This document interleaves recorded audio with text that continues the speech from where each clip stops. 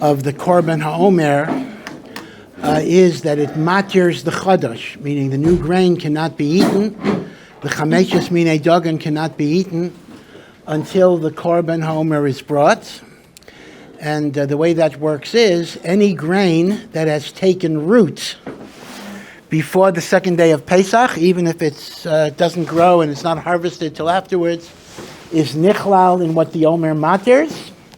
Any grain that did not take root before the second day of Pesach, either because you planted it afterwards or because you planted it close enough to Pesach that you didn't have 2 weeks for there to be rooting, is not mutter by the Omer, and that grain cannot be eaten until next Omer, next second day of Pesach. This is Nisha D'Oraisa. This is called the Isser of Chadash. It is a lo sasa. It is a negative commandment, lo sochlu. So the question obviously becomes, since Bizman Hazeh, we do not have a Beis HaMikdash, we do not have a Korban of the Omer, which is why, of course, Taisus Menachos says Sfiras D'Rabbanan, but the question becomes, how can we ever eat the grain? There's nothing that matters the grain. So the Gemara in Rosh Hashanah gives us a very important halachic principle. There are 2 different ways Chadash becomes mutter. One is by bringing the Omer, when there's a Beis HaMikdash. But when there's no Beis HaMikdash, it is the Heir Hayom, it is the dawn of the day that matters. Okay, which means to say, the 16th of Nisan is the day of the Omer. So when there's a Beis HaMikdash, I can't eat the Chadash till the Omer is brought. When there's no Beis HaMikdash, I could eat the morning, the break of dawn of the 16th of Nisan. Now then, the Mishnah says in Maseches Rosh Hashanah that Rav Yochanan ben Zakkai, who lived right after the Churban, made a number of takanos. This is a Mishnah in Maseches Rosh Hashanah, and one of his takanos is Yom Hanaf, the day of waving, the day of the Omer. That day is Usr, and you can't eat until the morning of the 17th. Okay, and the reason is because he's afraid if we got used to eating Chadash the morning of the 16th, then we're going to continue to do that when the Beis HaMikdash is built. And that's going to be usher because you have to wait till the actual Akravas HaOmer. So as a result, he delayed it by a day. Don't eat Chadash until the morning of the 17th. And that is the halacha, that Chadash, Bizman Hazeh, is mutter d'oraisa, the morning of the 16th. But midrabanan, it is not mutter until the morning of the 17th. Okay. So that explains how we can eat Chadash today, because we have the day matters, 16th the Oraisa, 17th Midrabanan. Now, the big issue is this. The big issue is, does the law of Chadash apply to grain that grows in Chutz La'aretz, even if the grain and the ground is owned by a Jew? And there's a related question, does Chadash apply to grain that grows on land that belongs to a non-Jew, even in Eretz Yisrael or Chutz La'aretz? So both of these nekudos are machloksim in the Gemara itself. Both of them are machloksim in the Gemara. There is indeed an opinion that says Chadash does not apply to in Chutz La'aretz at all, simply because Chadash, just like Truma, Meiser, Shemitah, is a mitzvah Toluya Ba'aretz. It's a mitzvah connected to the ground, which normally only applies in Eretz Yisrael. But there is another Mandi Amar that says that Chadash is a Yotzei Min HaKlal, and Chadash even applies in Chutz La'aretz. And Lahalacha, most poskim, paskin l'chumra, that at least misafek, there is an Isser of Chadash in Chutz La'aretz. So here is the problem. The Ramah brings a leniency for Chadash and Chutz La'aretz. That's a very problematical leniency. The Ramah is actually machriya, like most poskim, that there is an Isser of Chadash and Chutz La'aretz, that if you know you have a farm and you have grain and it's Chadash, there is an Isser. But the Ramah says commercially you can buy grain and not be chayshish for chadash, because the Ramah says we have a principle called sfeik sveika. Sfeik sveika is the double doubt. Meaning, if you simply have a single doubt, is something kosher or treif, so the halacha normally is, if it's a safek on a din d'oraisa, you have to be l'chumra. If chadash is d'oraisa in chutz la'aretz, as most poskim say, a safek chadash would be a safek d'oraisa. I'd have to be l'chumra. But the Ramah says, here you have a double doubt, and here's the double doubt. I buy grain that might be chadash, but number one, maybe it's not chadash, maybe it grew last year. And even if you're gonna say that it grew in the new year, maybe it was at least rooted before Pesach. In which case the armor would matter, even if it's grain harvested in the new year. In other words, maybe it was harvested in the old year, right? That's one suffix, in which case it would be mutter. And even if it was harvested in the new year after Pesach, but maybe it was nishrash before Pesach. And the Ramah says, sveik sveika will allow you to be mekel in chadash, at least in chutz la'aretz. Now, there's a huge problem with the Ramah because this is not really a sfeik sveika. It's really one suffix. And your suffix is this chadash? Is it not chadash? Now, it's not chadash if it was harvested before Pesach, and it's not chadash if it was rooted before Pesach. That's not a separate suffix. It's one suffix. Is it chadash? Is it yashan? The fact that there are different ways it could be yashan is not halachically a sfeik sveika, because it's not a separate type of doubt. It's simply saying, is this old grain? Is it new grain? If it's old grain, it's mutter. If it's new grain, it's usser.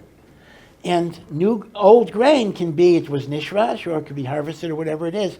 It's very difficult to call that a double doubt, but nevertheless, this is the psak of the Ramah. So what you need to know practically is that many American hashkachos, such as the OU, are somech on the Ramah, and in their hashkacha, they are not certifying that something is chadash or yashan, because they're somech on the Ramah, and this can be a huge problem for many people who want to be machmir in the din of chadash and chutz la'aretz. So as a result, there are all sorts of magazines and lists you can get on the internet that tell you which products you can buy, which products you cannot. Some hashkachos, I believe the Star K in Baltimore, I believe only certifies products that are yashan, based on product codes and the like, but some hashkachos do not. So if you want to be machmir on the din of chadash in chutz la'aretz, so in Eretz Yisrael, for sure, every hashkacha that's reliable will only certify yashan. That's the case. In America or outside of Eretz Yisrael, that is not a certainty. So one needs to do research on that. As I say, there are magazines and journals and internet lists that talk about what is chadash, what is yashan. Okay, but be it as it may, I don't want to be marich too much in halacha l'maaseh here. Let me point out that obviously this time of year, whether you're in Eretz Yisrael or in chutz la'aretz, there is obviously no problem of chadash, because any grain product that you would be eating now, bread, cookies, pasta, any grain product, by definition, was already harvested before Pesach. So the 16th or the 17th of Nisan mastered it. So there is no chadash problem whatsoever right now. When does a chadash problem begin? Chadash, I'm being approximate here. Chadash problems begin around Sukkot time. You see why? Because by Sukkot time, you can already have grain that was planted after Pesach, which is therefore chadash, not going to be mutter until next Omer day, and that grain can reach the market by Sukkot, around Sukkot time. So to be simplistic, again, my dates are approximate, chadash, both in Eretz Yisrael and in Chutz La'aretz, is never a problem from Pesach to Sukkot, and it is potentially a problem from Sukkot to Pesach. Because Sukkot to Pesach is when you will have grain that was planted after last Pesach that gets to market. So what some people do who keep Chadash is that right after Pesach, they buy a basement full of all of the mazonos they want to have during the year, so they know that's Yashan, and that's what they will live off from Sukkot to Pesach. Right? They have basements of spaghetti, cookies, bread, whatever it will be. Okay. Now again, in Eretz Yisrael, you don't have to worry about this, simply because that's nichlal in the hashgacha. So if you buy something with Eder Charedis, it's Yashan. Don't worry about it. So this is nothing to be concerned about here at all. It's just folded into the regular hashgachos that you rely upon. In Chutz La'aretz, depending on the hashgacha, and depending on what halachic position you're going to take to be machmir on Chadash, it may be a concern, and as I say, there are resources that deal with it. Again, like I say, I don't want to be marked too much, and I don't want to add to the meshugas burdens that you bear for various other things, but Chadash is an inyan. It's, in other words, it's if you're trying to choose a chumrah to take on in kashrus, Chadash would be up there as perhaps a major chumrah, more so than Chalav Yisrael. Let me digress a little bit. Let's take Chalav Yisrael. So Chalav Yisrael is in the Mishnah. This is a rule that says a Jew is allowed to drink only milk that was supervised by a Jew during the milking. A Jew doesn't have to do the milking, but Chalav Yisrael means milk that was milked, or a cow that was milked under the visual supervision of a Jew, right? Otherwise, it's chalav akum, the chalav of a guy, and the chalav of a guy is forbidden to drink. Now, what is the reason for this? Milk is kosher, so Chazal made a gezerah, because it's possible that a non-Jew might adulterate their milk with milk from a non-kosher source. Pig milk, donkey milk, various horse milk. There are various other milks, camel milk, that theoretically might be around. So Chazal requires that a Jew see the milking to be sure there's no adulteration. Right? That is the basis of the din that is called Chalav Yisrael. Now, Rav Moshe Feinstein has a very, very famous tshuva, where Rav Moshe Feinstein said, since the Isser of Chalav Yisrael is only a chashash of adulteration with treif milk, theoretically there can be other safeguards besides a Jewish person seeing the milking. And his argument was that when you have a system of governmental inspection of dairies, of milk, and if there's any adulteration, the farmer or the dairy can be fined or even sent to jail. So they would be afraid to adulterate their milk because somebody's going to check on them. So Rav Moshe Feinstein's chiddush was that that's called chalav stam. It's not called chalav akum. That is treif. It's called chalav stam. And even though Rav Moshe says a yarei shemayim should be machmer, right? Rav Moshe himself only had chalav Yisrael. There's no question about it. Right, that we know for sure. But nevertheless, there is a makayim to be mekel for chalav stam based on governmental supervision. This is a famous tshuva of Rav Moshe, which many, many people follow in America. Other poskim disagree. For example, Chabad is extremely meticulous in Chalav Yisrael. And again, many B'nai Torah are also makbid on Chalav Yisrael. But this was Rav Moshe's chiddush.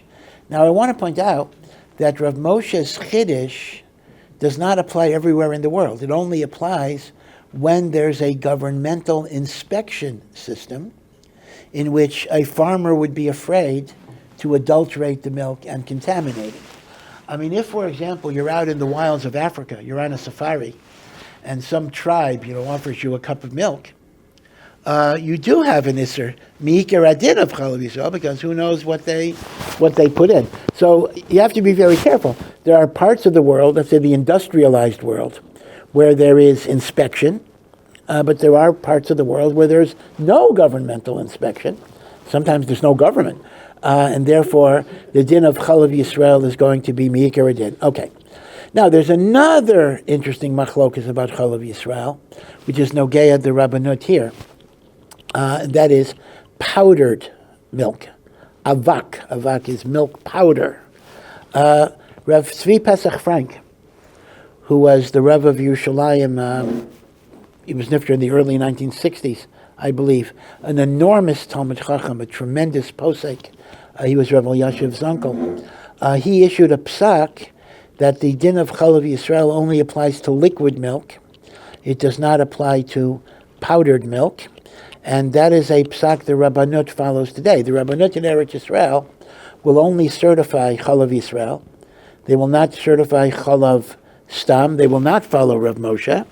But they will certify things made with powdered milk, because they're Somech and Rav Tzvi Pesach Frank's psak, and that's why you will see something like on many packages, Afkat Nachri. Afkat Nachri means non-Jewish milk powder, so that some people are machmir, so they will not be somech on Afkat Nachri. That explains why things like Snicker bars, or a lot of American chocolates, are sold in Haredi stores, even though they're dairy and even though it's not Chalav Yisrael, because the OU follows Rav Moshe, and they're not makbid on Chalav Yisrael, they follow Rav Moshe's psak, but the Rabbanut will certify it because most of these products are made with powdered milk, not fresh milk, and they're Somech on Tzvi Pesach Frank. That is the difference between Ben and Jerry's and Haagen-Dazs. Ben and Jerry's you can get, right? You can get Ben and Jerry's. Haagen-Dazs you can get, but not in stores under Hashgacha. Now, there is a Ben and Jerry's Mahadran, which is actually made with Chalav Yisrael. That's made here. But the American Ben and Jerry's that had been imported for a long time was absolutely not Chalav Yisrael. So how could it be sold in a store under Hashgacha?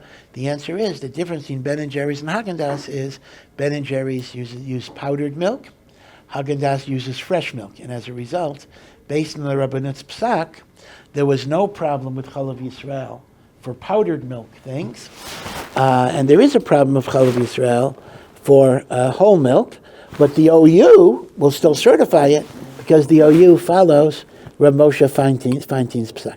Okay, again, I'm digressing totally off topic, but the reason I'm mentioning this is that you go back to America, and let's assume your attitude is, I will take on one chumrah, but only one. I'm not going to do two.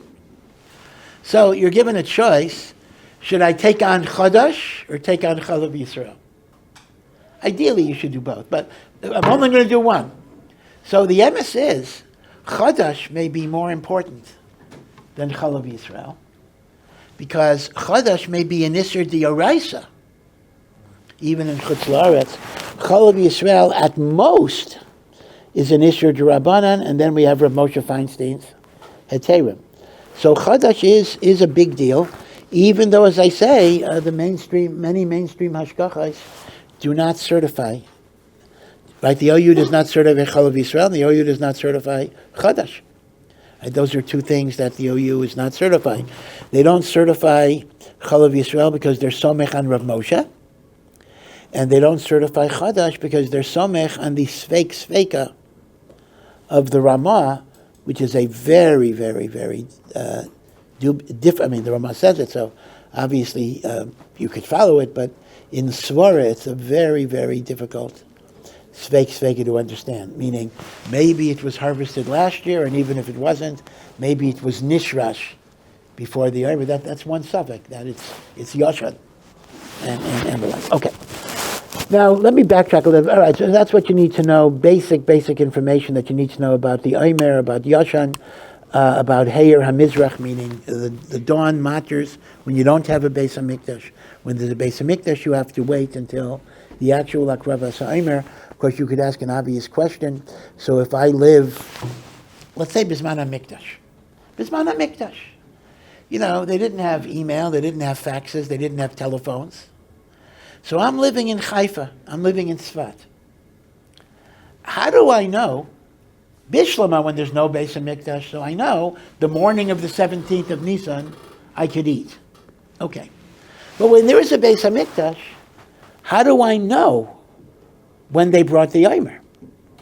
The answer is you don't know, but the Gemara says it was Yadua that they never delayed the Omer beyond the middle of the day of the 16th of Nisan. So if I'm in Yerushalayim and I happen to know they brought the Omer 10 a.m., I could eat 10 a.m. Yeah, because I know.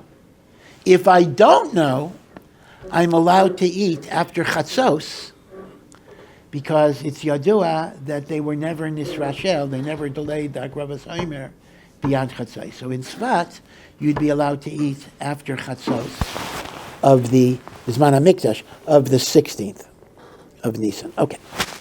Alrighty.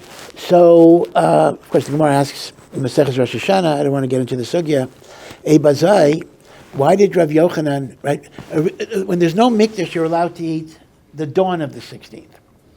Rav Yochanan didn't want to allow that because maybe the Beis HaMikdash will be rebuilt and people will make a mistake and they'll eat at dawn. Therefore, he said, don't eat until the 17th. So the Gemara asked the obvious question. He should have just been Misakein. Don't eat until Chatzos of the 16th. Because when the temple is built, that's the time I know for sure they brought it. Meaning, why do you have to wait till the morning of the 17th? So the Gemara goes through a whole complicated case that maybe the Beis HaMikdash will be rebuilt in the late afternoon of the 16th, and then you're going to be, okay, so they're different ukimtis. But as a normal situation, you can assume that the Omer was brought by Chatzos of the 16th. Okay. Now, I want to go backwards a little bit. I want to go back to Sfiras HaOmer a little bit. We were talking about counting the Omer. And the other day, the Q&A, you had asked me about the Dateline and the issue, international Dateline. So I want to talk a little bit about the international Dateline and the counting of the Omer. Okay, now, there is a major issue in halacha, which is the major issue, which we're not really going to talk about, and that is, where is the Dateline located? That's going to be very, very critical.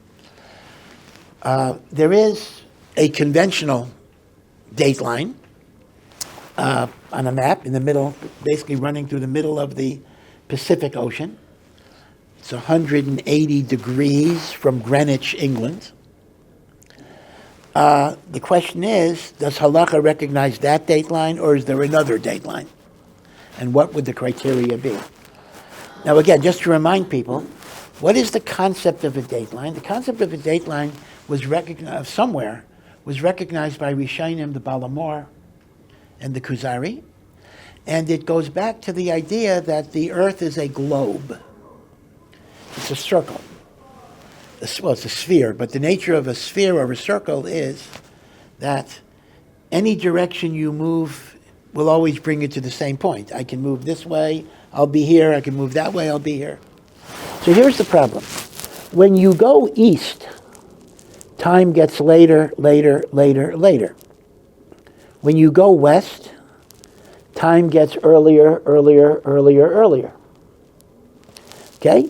So when it's 7 a.m. in New York, I go west, it's 6 a.m. in Chicago, it is 5 a.m. in Denver, it is 4 a.m. in Los Angeles. I go east, it gets later and later and later. That's why Israel is 7 hours later than the United States, right? So east is later, west is earlier. Problem is, in a globe, eventually east hits west. I go later, later, later, later, later, going east, earlier, earlier, earlier, earlier, earlier, going west. Well, at some point, going east is going to hit going west. So what happens? Earlier or later, how far does the east go? How far does the west go? So the international dateline is the answer to that question. And let's first work with the the conventional dateline, which is in the middle of the Pacific Ocean. So that means when you leave New York and you're going east, it gets later and later and later and later until the point that you cross the dateline, at which case it will be 24 hours earlier than the other side. So I could be, if it's 11 p.m. Tuesday, I cross the dateline going east. At that point, it now becomes 11 p.m. Monday. And vice versa. If I'm going west, west, west, west, west, it gets earlier, earlier, earlier, earlier. And if I'm right before the dateline and it's 11 p.m. Tuesday, it becomes Wednesday. Right? So you could either fly into a later date or you can fly into an earlier date. Now, the concept that there has to be something like that, the Rishonim recognize. There has to be a point at which west becomes east and east becomes west, because otherwise you're not going to be able to assign a time. Later, later, later, earlier, earlier, earlier. So at what point do you stop the earlier and become later? At what point do you stop the later and become earlier? That's the function of a dateline. So I want to emphasize once again that the concept of a dateline is vadai recognized by the Rishonim. But the problem is, just because we recognize that there is a dateline, that doesn't tell me where the dateline is. Theoretically, if you're simply looking for demarcation, how far does east go and how far does west go? When does east become west? When does west become east? Theoretically, you could pick any line. So, and that is a huge machlokas. What is the halachic dateline? Some people say that the international dateline can be accepted as the halachic dateline. And the Chazon Ish famously gave a different dateline, 6 hours from Yerushalayim. The Chazon Ish's shita was, you travel east of Jerusalem, so for the first 6 hours it gets later, and then it gets 24 hours earlier. Okay, so I'm not going to get into that. Whole books have been written on what is the halachic dateline. Is the halachic dateline the international dateline? Is the halachic dateline the Chazon Ish's dateline?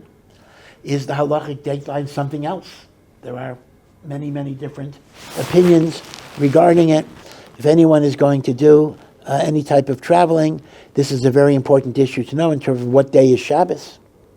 For example, according to the Chazon Ish, when I get to Japan from Eretz Yisrael, I've crossed the dateline, and therefore Saturday in Japan is actually Friday, and therefore you keep Shabbos on Sunday. Even though Japan is on the same side of the dateline internationally, according to the Chazon Ish, it's on the other side. So these are really, really complicated issues. That's why it's better to stay at home. Don't do all of this traveling anyway.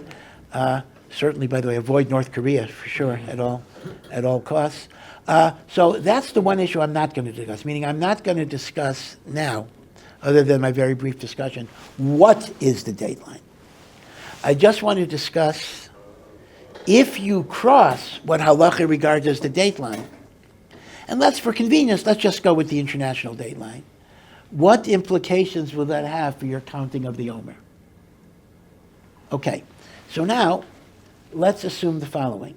Let's assume that I'm going from New York, I'm flying from New York to Australia. That's a long flight. It's like a 20-hour or more flight. Okay? So, I am going east. And let's assume I leave New York. It is the 15th day of the Omer, and I counted it by HaRav. I counted the 15th day of the Omer. And I'm flying east. Eventually, I cross the Dateline. Now, when I cross the Dateline, and for me, I was in the 15th day of the Omer, I go into Australia, all of a sudden it becomes the 14th day of the Omer. This is what you lose a day. I'm sorry, actually it's called you gain a day, meaning you're back a whole day, meaning you gain a day. You left on Tuesday. I mean, we have to work out the hours, but you left on Tuesday, you hit Australia on Monday because you're going east, but you cross the date line into Australia. It is now earlier. So you've moved from the 15th day of the Omer to the 14th day of the Omer. But you already counted the 14th day of the Omer.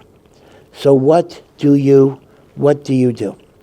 So most poskim say the following. Okay, once you've crossed from the 15th day of the Omer to the 14th day of the Omer, you just adopt whatever count there is in Australia. So you don't have to count the 14th again, but that night you will count the 15th with a bracha, and you will continue to count.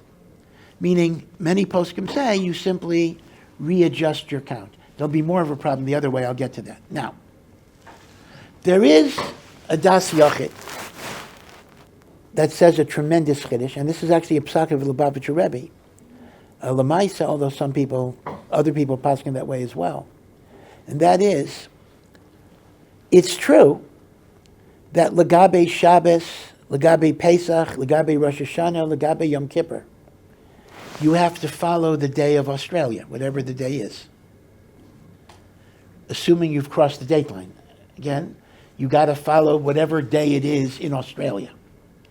If it's the 4th, right? But Omer is different and Shavuos is different. Because Shavuos is not given a calendar date. We keep Shavuos the 6th of Sivan, but that's not what the Torah says. The Torah says, when do you observe the holiday of Shavuos? You count 49 days, and the 50th day is the holiday of Shavuos. It happens to be, based on our calendar, that's the 6th of Sivan. But at a time when we sanctified the new moon by witnesses, months could have different lengths, 30, 29. Shavuos could be the 5th, could be the 6th, could be the 7th. So the Lubavitcher Rebbe paskins that Svira depends on your individual count of 49 days. The 50th day of your individual Svira count is when you keep the holiday of Shavuos. Because it's not a calendar date anymore. It's a Svira count. So, if I was in the 15th day of the Omer and I crossed over into Australia, and for them it is the 14th day of the Omer, I still keep my count, 15, 16, 17. And that actually means I will keep the holiday of Shavuos a day early. On the 5th of Sivan, I will keep Shavuos. And on the 6th of Sivan, which is the first day of Yom Tov, for them, it'll be my Yom Tov Sheni. And on the 7th day of Sivan, which is the Yom Tov Sheni for Chutz La'aretz, I will treat it as a day of Chol. I'll put on tefillin. I can do malacha privately and the like, because my Shavuos is the 50th day of my Omer count. Now, again, I want to emphasize, this was indeed the Rebbe's psak, but most poskim do not say that. Most poskim would say, if you fly from the 15 to the 14, you simply go with that new count, and you will count that night the 15th with the bracha, even though you already counted the 15th with the bracha, and you will observe Shavuos the same day as Australia. Now, let's take it the other way around. Let's assume you're going from California to Australia. Now, here too, you're going to cross the date line. But the problem here is this. When you go from California to Australia, you actually lose a day. Meaning to say, you're flying from Monday into Tuesday. You're losing a day.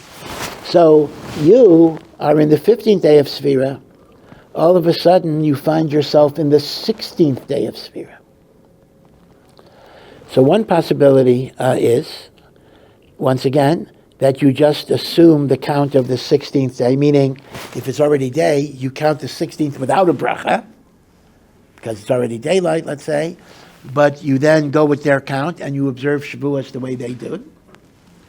And by the way, if you didn't count the 15th yet, you might not be able to make a bracha at all because you lost the whole day. You lost the whole day because you went from 15 to 16 without counting the 15th.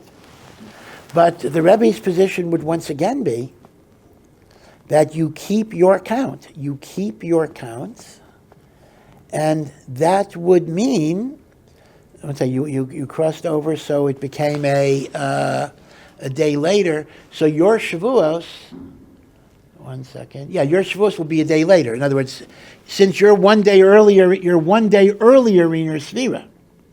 If you're one day earlier in your Sefira, your Shavuos will be a day later, which means the 6th of Sivan is a day of Chol for you, and you will keep Shavuos the 7th, which is Yom Tov Sheni, and the 8th. Okay, so this is a fascinating machlokes. Now, remember, this is only a machlokes about Omer and Shavuos. It is not a machlokes about Shabbos. It is not a machlokes about Pesach. It is not a machlokes about Rosh Hashanah. It is not a machlokes about Yom Kippur. Those are calendar dates. And because they're calendar dates, you vadai, once you cross the date line, you go with their calendar date. The only machlokes you will have is, where is the date line? Yeah, that's true. Where is the date line is a huge machlokes. But once you've crossed whatever the halachic date line is, then you vadai go with the Shabbos and Yom Kippur of that makam. Sefira is a unique machloket because Shavuos is defined as the 50th day of your count as opposed to a calendar day. Okay, so this is a very, very complicated topic, and again, the poskim do advise, beferish, that one should avoid traveling during Sefira to any place where you cross the date line because of precisely the uncertainty of how to have your Sefira count and how to keep the holiday of Shavuos. Was there a question? Yeah, if you're leaving New York with the Shabbos and you're going backward for LA, and it's dark, you've already made a dollar, whatever. Yeah. Take off and go back, and it's Shabbos. Yeah, theoretically you can. It is problematic, but you're on a plane, so it's not a problem for me to be on a plane on Shabbos. But but if I'm flying into Shabbos, I have to be careful about not turning on a light or not doing any malacha on the plane. Really? That is true. You can actually fly into Shabbos after Havdalah. But as they say, you don't have to jump off the plane. I mean, you can stay on the plane, Baruch Hashem, but just be careful about malacha. It is something to be aware of. Yeah.